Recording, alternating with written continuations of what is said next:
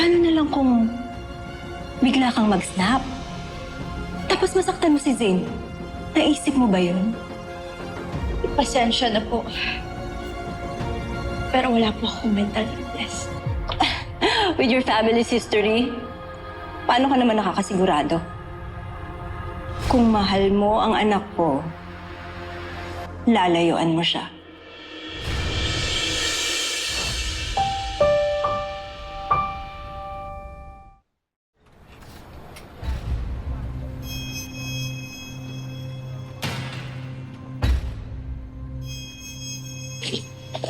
Ma!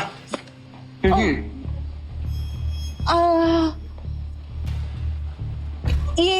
Hinihintay ko si Tita Lori mo kasi masarap yung kape dito. Oo. Sa inyo ba to? Mm-mm.